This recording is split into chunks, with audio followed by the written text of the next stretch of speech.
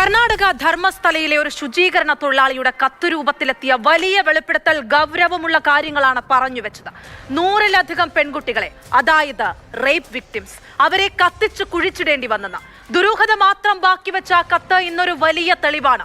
Identity നഷ്ടപ്പെട്ട് മണ്ണിനടിയിലാക്കപ്പെട്ട കുഞ്ഞുങ്ങൾക്ക് ഇനിയെങ്കിലും നീതി കിട്ടുമോ എന്നതാണ് ചോദ്യം. ധർമ്മസ്ഥലയിലെ ദുരൂഹ മരണങ്ങളിൽ പ്രത്യേക അന്വേഷണ സംഘത്തെ നിയമിക്കണമെന്നിപ്പോൾ ആവശ്യമുയരുകയാണ്.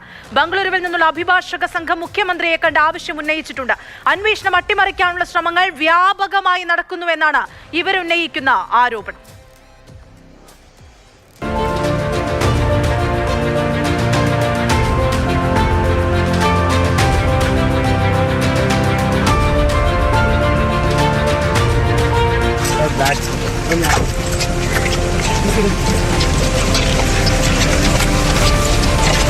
ധർമ്മസ്ഥലയിൽ നൂറുകണക്കിന് പെൺകുട്ടികളെ പീഡിപ്പിച്ച് കൊലപ്പെടുത്തി മറവു ചെയ്തുവെന്ന മുൻ ശുചീകരണ തൊഴിലാളിയുടെ വെളിപ്പെടുത്തൽ തെളിവുകൾ സഹിതം പോലീസിനെ സമീപിച്ചിട്ടും നടപടിയെടുക്കുന്നില്ല എന്ന ആക്ഷേപം ശക്തമായി.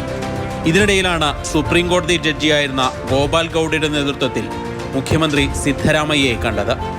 അന്വേഷണത്തിനായി പ്രത്യേക സംഘത്തെ നിയോഗിക്കണമെന്നാണ് ഇവരുടെ ആവശ്യം. Constitute the special investigation team consisting of the honest, high-ranking police officers. That SIT investigation of these crimes must be monitored by either the Supreme Court retired judge or the High Court judge of Karnataka. 1995-നും 2014-നും ഇടയിൽ നിരവധി പെൺകുട്ടികളെ കൊലപ്പെടുത്തിയിട്ടുണ്ടെന്നാണ് വെളിപ്പെടുത്തൽ.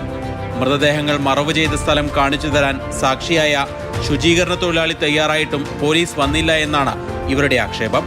കർണാടകത്തിൽ നിന്നു മാത്രമല്ല, കേരള അതിർത്തി ഗ്രാമങ്ങളിൽ നിന്നും കാണാതായ പല പെൺകുട്ടികളും ധർമ്മസ്ഥലയിൽ എത്തിയിരുന്നുവെന്നാണ് ഇവർ ആരോപിക്കുന്നത്. Malayali Dharmasthala, Mangaluru, earlier it was in Madras presidency. So there are a lot of Malayali speaking people are also residing. 367 missing young girls aged about 18, 19, 20. There are Malayalam speaking girls also.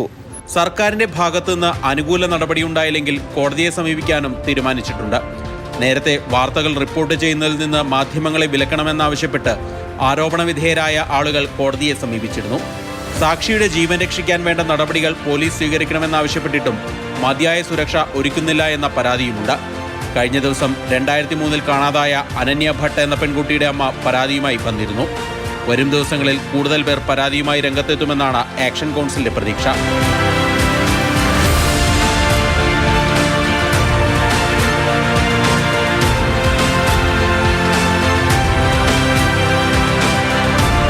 Mathrubhumi news, Bengaluru.